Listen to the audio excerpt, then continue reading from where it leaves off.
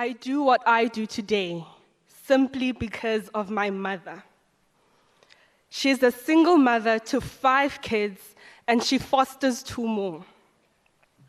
She was a teacher and became the deputy principal at a school for kids with autism and rich kids that are deaf. She gave that all up in 2017 to pursue her true passion, which was farming, because she comes from a long line of small-scale farmers.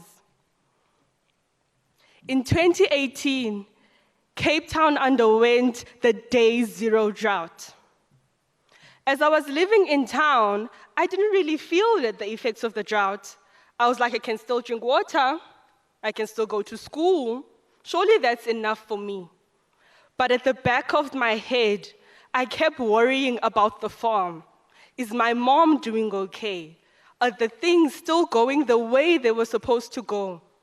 And when she'd call me, like every Black mother does, she would reassure me that everything is fine, I just have to focus on my studies, and everything is under control. In the school holidays, me and my siblings all visited the farm. When we got there, the devastation I saw that day, and the look of despair on my mother's face as she could no longer hide the truth from us. Fields I used to run through as a child that were green and prosperous, that fed the community, were now brown and wilted and dry. Animals I had formed relationship with, they were dead and others on the brink of death. I couldn't process what I was seeing. I didn't want to believe it was true, but it was. My mother embraced us all that day, and she told us everything was going to be okay. Deep in my heart, I knew I could not go back to my life and act as everything was okay. I couldn't just go to school and pretend as nothing is happening on my family farm.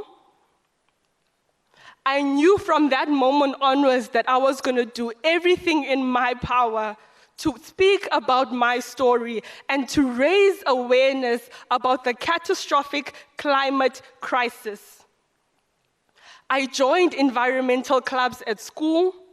I organized protests with youth from all over the world and protested with youth in Cape Town. I continued my journey of advocacy at international conferences like the World Economic Forum in Switzerland, Davos, as well as COP26 in Scotland, alongside amazing activists like Greta Thunberg, Vanessa Nakate, and Elizabeth Watuti.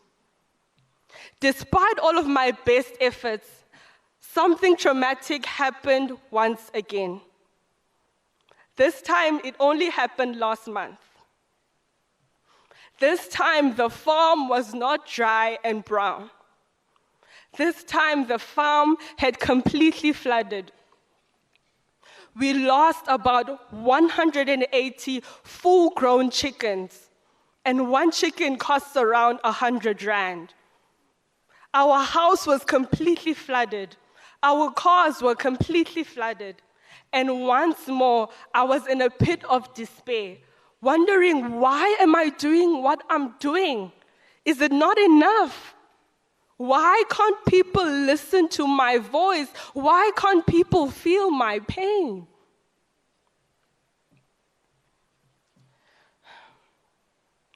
I was angry and sad. I couldn't reach my mother the whole day, and I was worried for her safety. The next day, she finally was able to reach me. And when I was expecting her to be sad and angry, she was calm and composed. I couldn't understand why, but that is the magic of a Black woman. She told me not to cry and not to worry, because even though we lost a lot that day, like many other families in the community, Those 180 chickens that died because of the flood were able to feed many families in the community that day and provided a little sense of comfort. She completely changed the narrative. She made me see the bigger picture.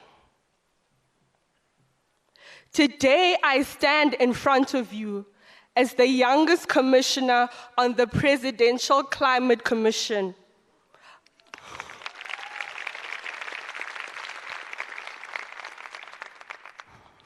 Alongside ministers like Barbara Creasy, alongside scientists, alongside organized labor, and alongside business. I am the only young person representing the youth voice of South Africa.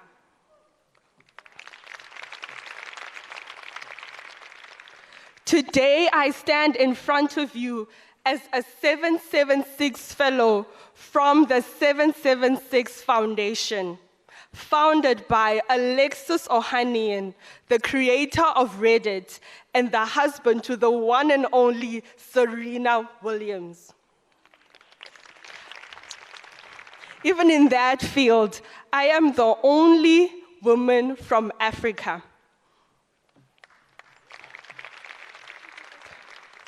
Lastly, today I stand before you as a young person with a vision, with a drive, as a young person that has started her own project, the Batubili Climate Justice Project, where I visit schools and marginalized communities and raise awareness about the climate crisis. Not only the doom and gloom, but the possibilities and opportunities that come with acting against the climate crisis. I always had this in my heart.